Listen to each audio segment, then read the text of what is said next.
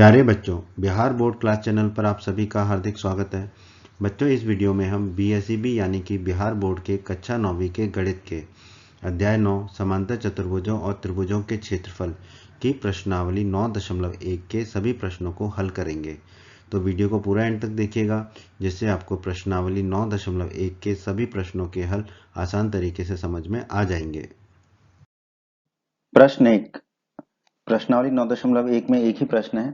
इस प्रश्न के 6 भाग हैं। ठीक है, तो प्रश्न 1 में हमें बताना है निम्नलिखित आकृतियों में से, जो हमें नीचे 6 आकृतियां दी गई हैं, इनमें से कौन कौन सी आकृतियां एक ही आधार और एक ही समांतर रेखाओं के बीच स्थित हैं।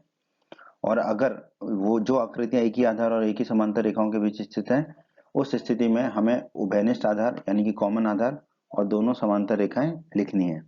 ठीक है, तो आइए अब हम इस प्रश्न को हल करते हैं। इस प्रश्न को हल करने के लिए सबसे पहले हम विधि समझ लेते हैं कि हम कैसे पहचानेंगे कि दो आकृतियां एक ही आधार पर हैं और एक ही समांतर रेखाओं के बीच स्थित हैं। तो इसके बारे में हमने अध्याय 9 के परिचय के वीडियो में पढ़ा था। दो आकृतियां एक ही आधार और एक ही समांतर रेखाओं के बीच स्थित कही जाती हैं यदि उनका एक उभयनिष्ठ आधार हो, भुजा हो। ठीक है, मतलब उनमें उन दोनों आकृतियों में एक आधार या भुजा जो है वो कॉमन हो, उभयनिष्ठ हो। ठीक है, एक। और दूसरी शर्त क्या है? उभयनिष्ठ आधार के सम्मुख प्रत्येक आकृति के शीर्ष उस आधार के समांतर रेखा पर स्थित होने चाहिए, सारे शीर्ष। ठीक है, उस उभयनिष्ठ भुजा के समांतर जो रेखा है उस पर ही स्थित होने चाहिए, बाकी के शीर्ष जो भी शीर्ष बच जाते हैं। ठीक है, तो अब इन्हीं दोनों कंडीशनों के हिसाब से अब हम 6 आकृतियों में पता लगाएंगे कि वो जो है एक ही आधार और एक ही समांतर रेखाओं के बीच स्थित है या नहीं है। प्रश्न 1 के पहले भाग में हमें जो आकृति दी गई है, ठीक है, तो इस आकृति में हमने दो आकृतियां पहचानी हैं। पहला है चतुर्भुज एबीसीडी, ये चतुर्भुज एबीसीडी। ठीक है, इस चतुर्भुज का आधार क्या है? डीसी। चतुर्भुज का आधार है डीसी। दूसरी आकृति क्या जान पड़ रही है हमें यहाँ पर? त्रिभुज, त्रिभुज पीडीसी। ठीक है, इस त्रिभुज का आधार क्या है? इस त्रिभुज का भी आधार डीसी है। तो हम निष्कर्ष निकाल सकते हैं कि इन दोनों आकृतियों चतुर्भुज एबीसीडी और त्रिभुज पीडीसी का एक ही आधार है और वो है डीसी। ठीक है, अब आप देखिए समांतर रेखा यहाँ पर कौन कौन सी हैं? डीसी और एबी। ठीक है, अब आप देखिए जो चतुर्भुज एबीसीडी है उसमें आधार के अलावा बाकी के जो दोनों शीर्ष हैं ए और बी, वो समांतर रेखा एबी पर है, बिल्कुल है। और उसी तरह त्रिभुज, त्रिभुज के जो तीसरा शीर्ष है पी, वो भी समांतर रेखा एबी पर है। तो हम यहाँ से निष्कर्ष निकाल सकते हैं कि जो आकृति एक एक दी गई है हमें, वो एक ही आधार और एक ही समांतर रेखाओं के बीच स्थित है। ठीक है, तो इस प्रश्न का उत्तर होगा हाँ। और एक ही आधार क्या है? डीसी। और समांतर रेखाएं क्या है? डीसी और एबी। तो ये हो गया हमारे इस प्रश्न का उत्तर। ये आकृति दी गई है। ठीक है, तो यहाँ पर भी हम दो आकृतियां पहचानते हैं। पहली आकृति हमने पहचाना चतुर्भुज पी क्यू आर एस। ठीक है, अब इस चतुर्भुज पी क्यू आर एस का आधार क्या है? एस आर है। दूसरी आकृति क्या है? चतुर्भुज एम एन आर एस। ठीक है, चतुर्भुज एम एन आर एस। इस चतुर्भुज एम एन आर एस का आधार क्या है? वो भी एस आर है। तो हम यहाँ से ये तो कह सकते हैं कि इन दोनों का आधार एक ही है और वो क्या है? S R. पर क्या इस आधार के अलावा जो भी शीर्ष है वो एक ही समांतर रेखा पर है? नहीं है। अब आप देखिए P और Q, जो पी क्यू आर एस के चतुर्भुज के शीर्ष हैं वो एक अलग रेखा पर है और एम एन आर एस के शीर्ष जो है वो अलग रेखा पर है। ठीक है, तो यहाँ पे हम क्या पाएंगे? जो है समांतर रेखा एक नहीं है। ठीक है, क्योंकि समांतर रेखा यहाँ पर अलग अलग हो गई है, एम एन और पी क्यू। एक ही समांतर रेखा पर बाकी के शीर्ष नहीं है। ठीक है, तो अगर एक ही समांतर रेखा पर बाकी के शीर्ष नहीं है, ठीक है, क्योंकि बाकी के शीर्ष किस पर हैं? एम एन पे और पी क्यू पर। तो हम यहाँ पर निष्कर्ष निकाल सकते हैं कि ये जो आकृति दी गई है उसका आधार तो एक ही है। ठीक है, ये तो सही है, इसलिए हमने हरे से दिखाया है, परंतु एक ही समांतर रेखाओं पर स्थित नहीं है, इसलिए हमने इसे लाल से दिखाया है। तो हमारे इस प्रश्न का उत्तर होगा नहीं, ये एक ही आधार पर तो है लेकिन एक ही समांतर रेखाओं के बीच स्थित नहीं है। अगर इस प्रश्न में पूछा जाता है एक ही आधार तो हम बता देते एस आर।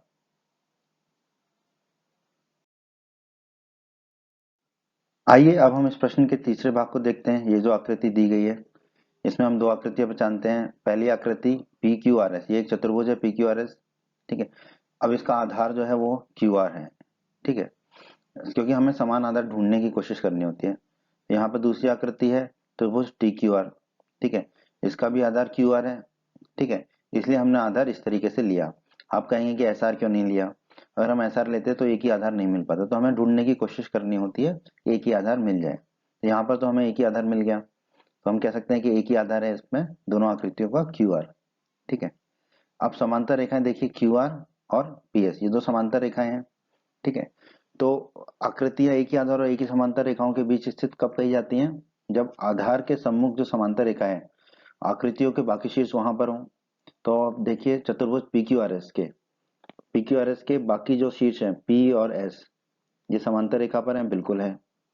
उसी तरह त्रिभुज टी क्यू आर का तीसरा शीर्ष टी, ये समांतर रेखा पी एस पर है, बिल्कुल है। तो हम यहाँ से क्या निष्कर्ष निकाल सकते हैं कि ये जो आकृति है ये एक ही आधार और एक ही समांतर रेखाओं के बीच स्थित है। एक ही आधार कौन सा है इसमें? क्यू आर, और समांतर रेखाएं कौन सी हैं? क्यू आर और पी एस। तो यही हमारा उत्तर होगा इस भाग का। चौथी आकृति में हम देखते हैं, दो आकृतियां पहचानते हैं। पहला तो चतुर्भुज एबीसीडी हमें मिल गया। ठीक है, अब इस चतुर्भुज का आधार क्या है? बीसी, आधार हो गया बीसी। अब दूसरी आकृति पहचानते हैं, आकृति हमें मिली त्रिभुज पी क्यू आर। इस त्रिभुज का आधार क्या है? त्रिभुज का आधार है पी क्यू, त्रिभुज का आधार है पी क्यू।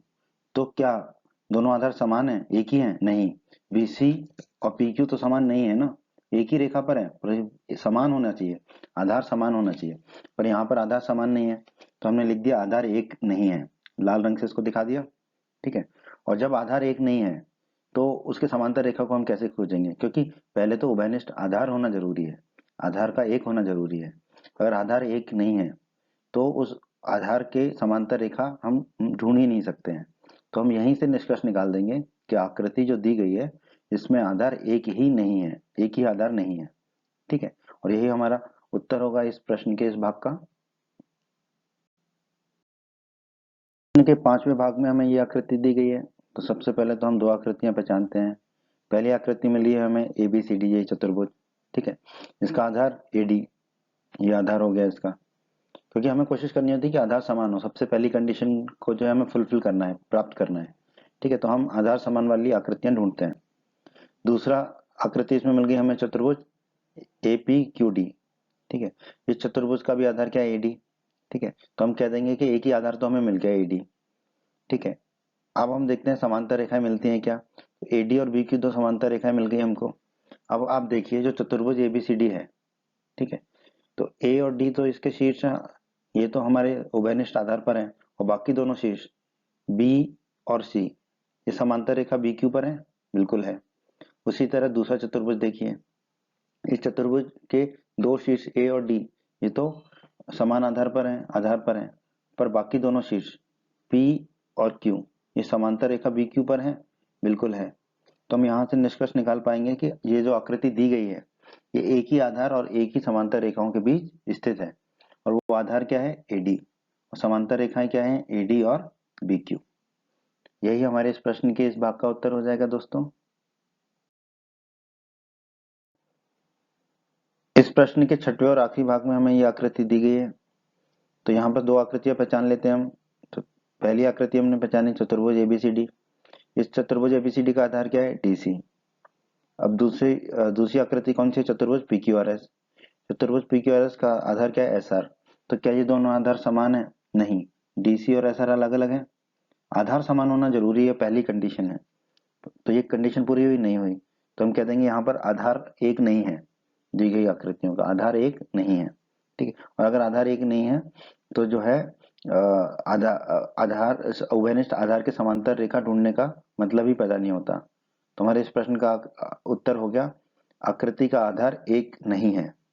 ठीक है, यही हमारे प्रश्न के इस भाग का उत्तर होगा दोस्तों। उम्मीद करते हैं बच्चों आपको हमारा ये वीडियो पसंद आया होगा। बच्चों अगर आप बिहार बोर्ड क्लास चैनल पर नए हैं और आपने अभी तक हमारे चैनल को सब्सक्राइब नहीं किया है तो सब्सक्राइब बटन को दबाकर जल्दी से चैनल को सब्सक्राइब कर लीजिए और बेल आइकन को भी दबा दीजिए। इससे आपको क्या फ़ायदा होगा, जब भी हमारे चैनल पर कोई भी नया वीडियो आएगा तो उसका नोटिफिकेशन सबसे पहले आपको मिलेगा, और जब भी आप यूट्यूब पर वीडियोज़ को सर्च करेंगे तो हमारे चैनल के वीडियोज़ आपको ऊपर नज़र आने लगेंगे। आप हमारे वीडियोस को अपने साथी छात्रों के साथ, दोस्तों के साथ व्हाट्सएप और फेसबुक पर अवश्य शेयर कीजिए, जिससे आपके दोस्तों को भी लाभ हो सके। आपको वीडियो पसंद आया है तो वीडियो को लाइक अवश्य करें और इस अध्याय के अन्य सभी वीडियोस को देखने के लिए आई बटन पर क्लिक करें। आई बटन पर क्लिक करने से आपको इस अध्याय के सभी वीडियोस के लिंक प्राप्त हो जाएंगे। धन्यवाद बच्चों।